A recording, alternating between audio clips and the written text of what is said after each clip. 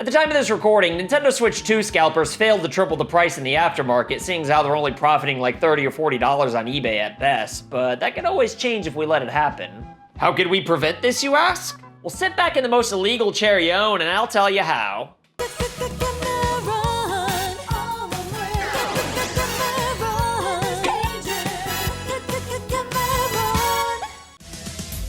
Okay, so I know everyone's big mad at Nintendo right now, and for good reason, too. The Switch 2 is priced high as hell, and games are $80 friggin' now. Sure, it is only select games at the moment, but we all know Nintendo's just easing its way in right now. If $80 games sell well, then every game's gonna end up being $80, because we would have all told Nintendo that we find the price to be irresistible.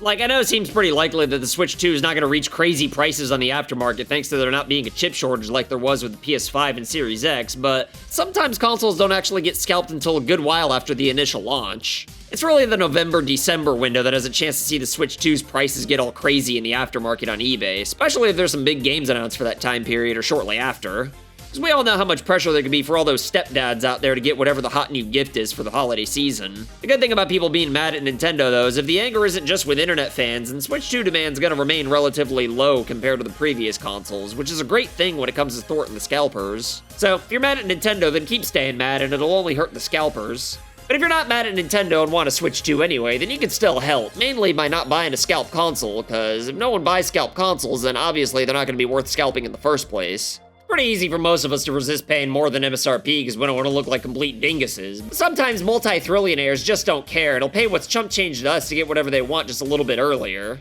Sometimes it's even a weird status flex to buy something overpriced just because it's hard to get. Ironically, though, these things wouldn't be hard to get in the first place if nobody would pay these inflated prices to begin with, so if you're a multi-thrillionaire watching this right now, which I know is my key demographic, then maybe do us swines a favor and just kinda chill out with scalped Switch 2s, would you?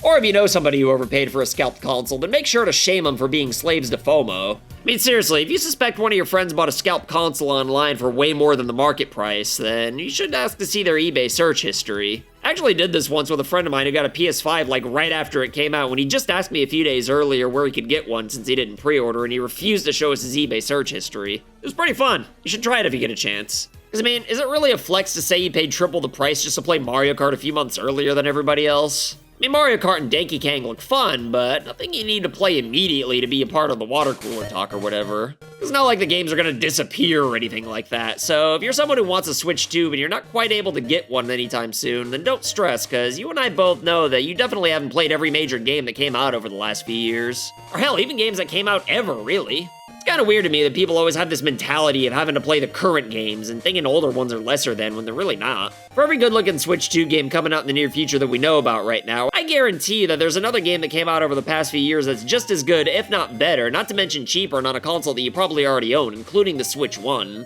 Man, I know I'm not the only one with an impossible backlog of not only games, but even movies and TV shows that I haven't gotten around to yet. Personally, I managed to get a Switch 2 pre-order, but if I hadn't, I could absolutely assure you that I wouldn't be panicking in the least right now. Hell, even Metroid Prime 4 is gonna be on the regular Switch, and like, yeah, it won't run as good, sure, but it'll be the exact same thing gameplay-wise, and it'll be cheaper. Hell, I'm probably gonna get the Switch 1 version on my Switch 2. Friggin', I don't care, I can buy a birthday cake with that $20 extra. The best part about waiting for a Switch 2 is that you won't be fueling the scalpers and potentially giving Nintendo a bit of a spanking for how cocky they've been lately at the same time. Like, if you want a Switch 2, have the money, and you see one right there at retail price, then by all means get one. I mean, because I friggin' did. I'd be a hypocrite to tell you to resist it. But if you even have to so much as wake up early to get one, then you should probably hold off for a little bit, because there's really no rush.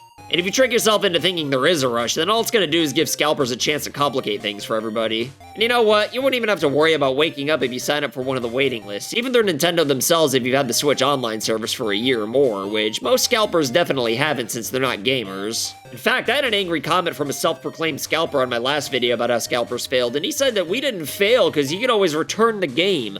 Return the game. He called the console a fucking game.